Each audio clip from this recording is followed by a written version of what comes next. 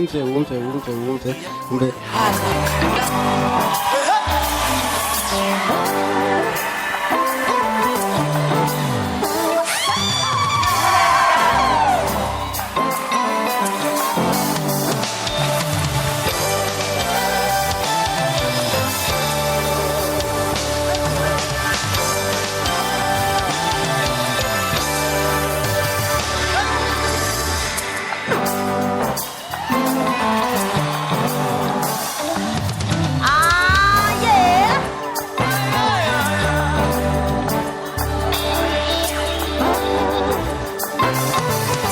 Indirimbo ni nk'umusirikare umuririmbyi ni Israel Mbonyi benshi muramuzi twagiye.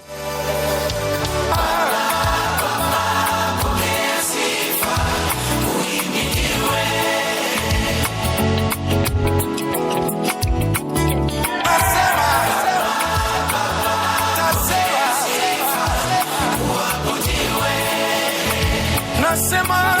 kuhusu huruma zako Baba.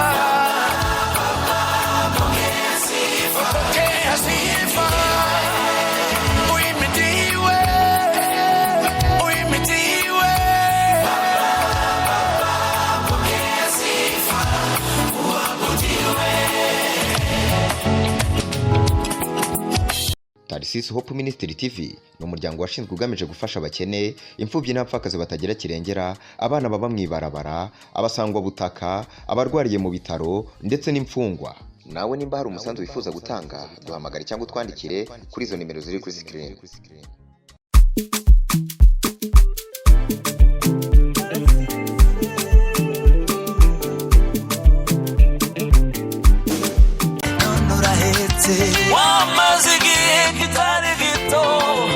Reka twongere tubaramutse amahoro y'Imana twende ikaze inshuti n'abakunzi b'Igaco kuri Tarisisi Hope Ministry TV ndababwira yuko tugarutse cyabuze niko sikiripa ngo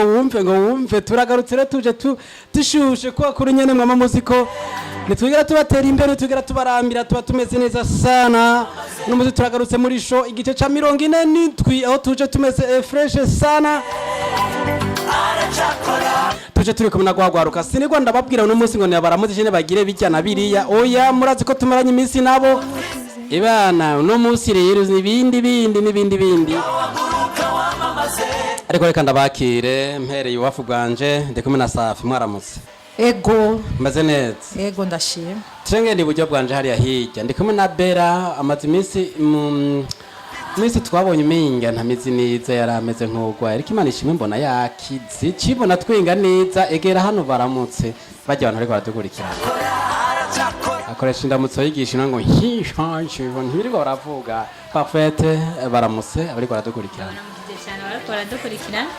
ego ndayifuriza umugisha aho bari hose aho baherereye bashikara badukurikirana ndizera yuko Imana iduhezagira na nabo amen nta n'ibindi norenza ngaho twagene no ndirimbo aracakora hanyuma duhezagiranwe nkuko mushiki wacu bivuze suko none eko ukaba ari cyambere mu guturavye je nkuravye ino show cukora bya bindi fatanye nino link igira partage rungikira bari abantu bari yenye bari abagenzi bawe mu magroup kubitako nyene ariko hano muri group yacu bago none ngo ibintu kumuturungire ngo ntivyuguruka oya biruguruka gura amamega namwe none tugire go Sarawe nonura hese amazigi mw'isinagogi temba mahira anawe nonura shima intima n'umubabaro uwamaranye igihe Sarawe nonura hese wamazigi kitari gito temba mahira anawe urashima gawa muruka wamamaze uvuga amakuru kuwo twizeye afite imbaraga gawa muruka wamamaze utanga ubuhamya kuwo twizeye aracakora gawa muruka wamamaze uvuga amakuru kuwo twizeye afite imbaraga gawa muruka wamamaze utanga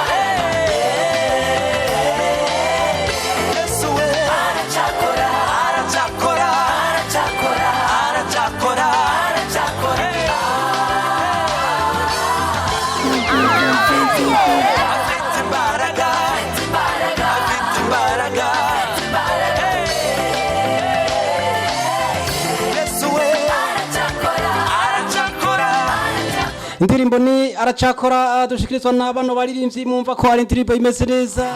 ariko kandi tukava mu bwiza tuja mu bundi ntabwo twigira tuva mu bwiza tuja mu buyenzi wapi tuva mu bwiza tuja mu bundi umviriza yo tugeze ubonaho nihe wumve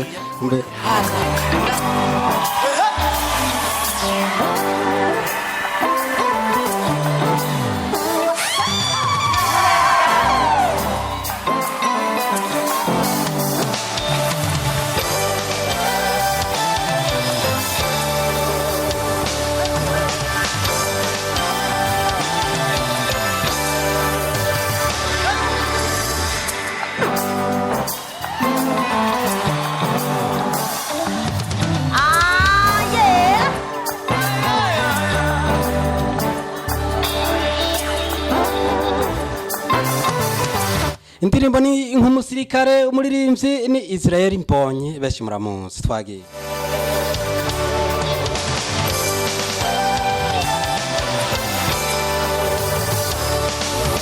turi mwisi fashigiye ntambara niducogora tutaramesha umubiri ni mwisi fashigiye ntambara iducogora tutaramesha umubiri twambariye urugamba twe turabagezi twambariye urugamba twe turabagezi tubanisha amavi yombi ijambo ku mutima ijuru niyo gakondo impamba idanditse twambariye urugamba twe turabagezi twambariye urugamba twe turabagezi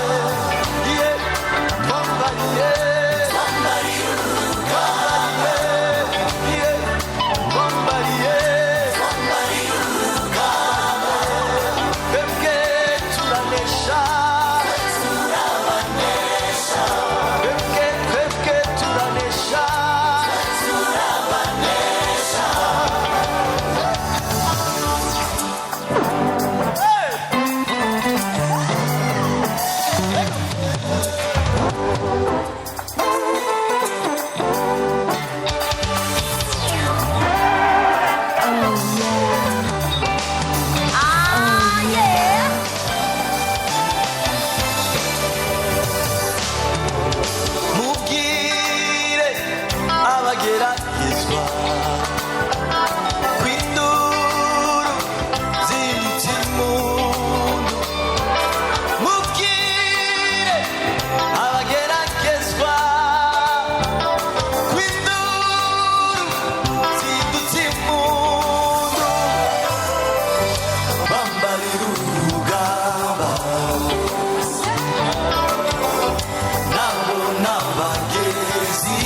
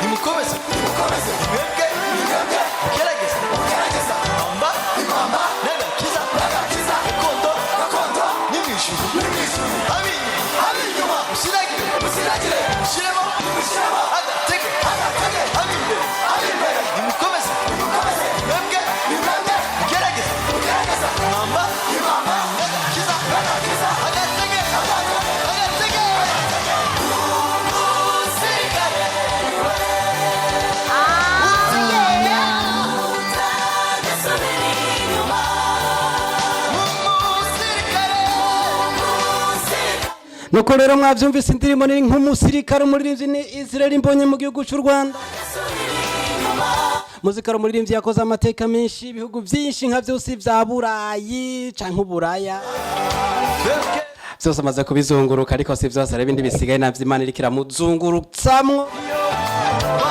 Tuzana indirimbo ziza imwe yayita nk'umusirikare niwe muntu atigera subira inyuma atigera nanigwa urugamba rwo warumeze gute go warushusha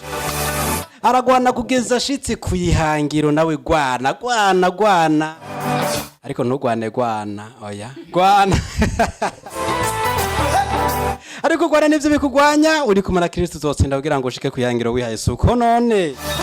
gatuve ko Israel Mbonyi ari mu gihugu cy'u Rwanda tugaruke gato mu gihugu ucaye grani cyo Burundi sinza twumva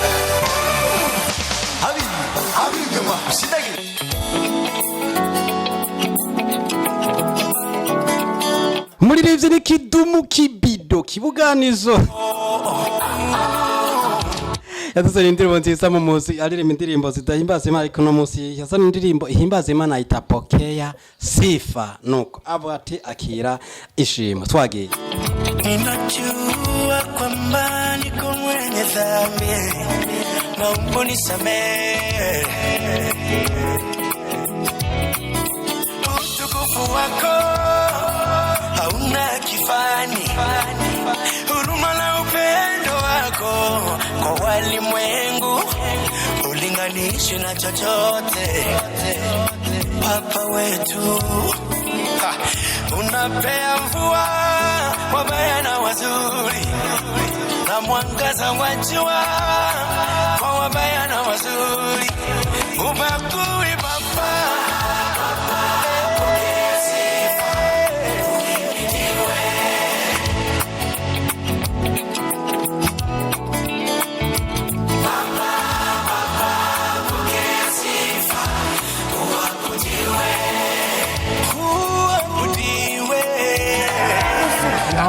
Watu wengi duniani wamekata tamaa,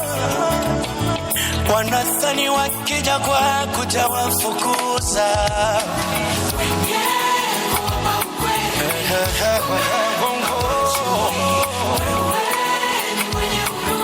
Kweli shetani ni mwongo, shetani ni mwongo, ni mwongo.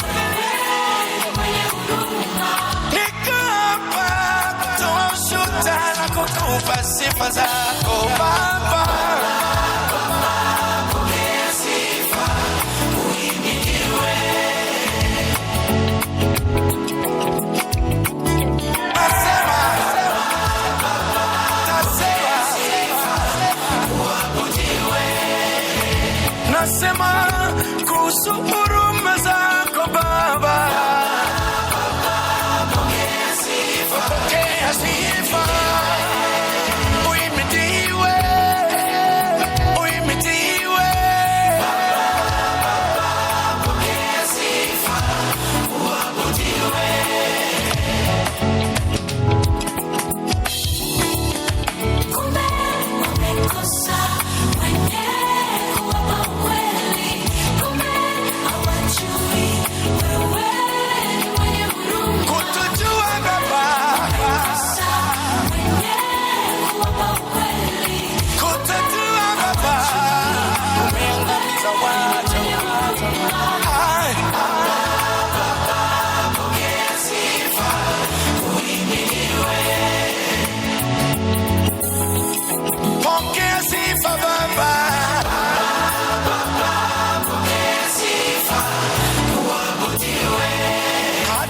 Tabaki niko peke yangu,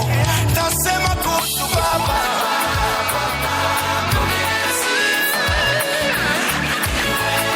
Tasema kuhusu upendo,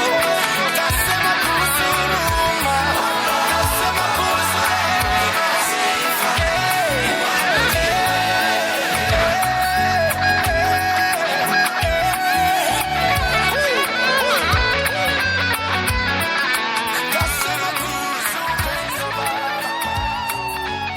nuko muri rivye Kidumu Kibido Kibuganizo twese ko umurimvyi w'umurundi ariko kugeza kuri no saha ari ku mubumbe w'igihugu ca Kenya umurimvyi yakoze ibikorwa vyinshi n'umurimvyi w'umurundi bamwita umurigent hajya rero urumva dufise abarimvyi benshi b'umuziki mu Burundi abarimvyi benshi dufise ba Kidumu ari we wuyu ariko turafise ba Big Fizzo turafise ba Roriro turafise ba Natasha Bambara Namba turafise ba DJ Fire nivyo turafise ba D1 turafise ba Arundi yitwa Damoji turafise Satb turafise Roriro turafise Rarijo turafise MB Data Boy Dogo A ajya abandi ni bane ni benshi dufise muri kino gihugu oya reka nuko ariko no muririmbyi Kidumu Kibido ari ni umwe mu baririmbyi baririmba indirimbo benshi bakunda kwita ngo nizisi ariko yafashe akanya yiyumvira ku rukundo rw'Imana aravuga ati vraiment naho ngira amasho canke ibiteramo birimwo indirimbo zihimbaza abademu birakwiye ko nkora indirimbo ihimbaza Imana caraza arandika ino ndirimbo nziza aita baba pokea sifa ndirimbo mbavuga ati uhabwe icubahiro uheshimiwe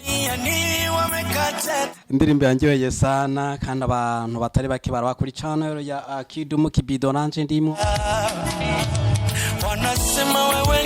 indirimbo umva neza ko ari indirimbo iryoshe kandi utobavuga ngo ingisi indirimbo yihagize Imana vraiment havuga ngo singo ntihagize Imana motife ngurumva ngo ari indirimbo z'abasaningo mwava uya umviriza lakini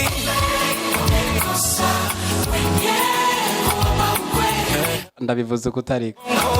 mwenye nini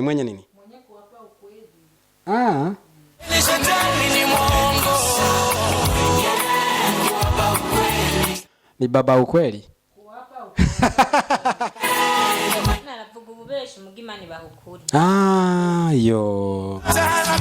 yiwawe cyane Kidumu Kibido aho uri mu gihugu ca Kenya tukuramutsa kandi tukwifuriza ibikorwa vyiza wakoze vyinshi wabereye itara abaririmbyi benshi wafashije benshi ndibuka igihe wafasha Estanish amutora umutwara mu gihugu ca Kenya mukora na collabo inyuma ya collabo na watangura kugaragaza ibikorwa vyiwe turi ngaha tukavuga amateke y'abaririmbyi ntitwavuga ngo tuyarangize dufise ba Big Fizzo hariya muri Bantu Boy bafashije benshi tuca tubona nka ba Double J bakiriku akiri n'abandi benshi bagiye batandukanye bamumbaza ngo kweri kuri kuravuga amakuru y'umuziki reka ngeze ngaho Luko twariko tugaruka ku bimwe na biriya bigiye bitandukanye vyagiye bikogwa n'ababaririmbyi baririmba indirimbo zihimbaza Imana ariko mukatusoze tugaruka kuri bino bikorwa vyakozwe nabona baririmbyi baririmba indirimbo zidahimbaza Imana gucumva ko zivise ibindi zihimbaza ariko si bibi uburenganzira bw'umuntu wese guhimbaza icumba ko akwiye guhimbaza ngo hariho n'abahimbaza izuba ntaburumva bera canke ukwezi bari biriya bihugu vya hariya hirya turiko turatwaramwo ubutumwa rero Kidumu Kibido arazana ino ndirimbo ayita baba ayita indirimbo yitwa Pokea Sifa ni indirimbo nziza cyane eka tuvuga tuti ni nayo indirimbo tuje dusozera ko show y'uno munsi igice ca 47 indirimbo ihimbaza Imana ariko yaririmbwe n'uno muririmbyi Kidumu Kibido kibuganizo umuravyo kuntangana usanga berewe no kwitwa umupastori abapastori benshi bazi ko bajya abantu bavyibushe ntibazi ko umuntu muto nashobora kuba umupastori pastor ni jambo riri muri we sukuntangana sibirapima wapi Ruguru turashimire ko mwakurikiranye esho y'uno munsi tubashimire ukuntu mwafashe kanya keza mukadukurikirana bera shimira badukurikiranye tuve hano twiruke shawengira uri mu kuja mu bushino usanga shiro yavuze kazo gutora mu bushino nibo bagira ngo aba baseze parfait sezera badukurikiranye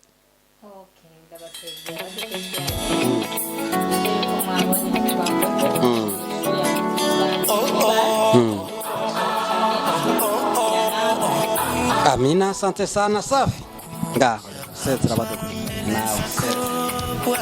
nawe. Ndabakunda cyane kandi cyane. Ndazi ko no munsi show y'uno munsi mwaribonye. kandi muzokibona cyane no ndabakunda mushishikare kuraba isho ryacu turabakunda cyane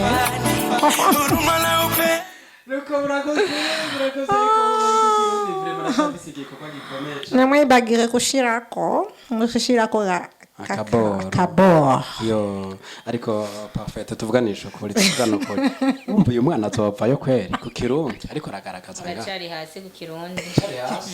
sana ya nkoni tumwereke turamukubita inkoni amenye kuvuga ibambula tuzadusura turi mu kinigari kuzokurikirana ubutaha bye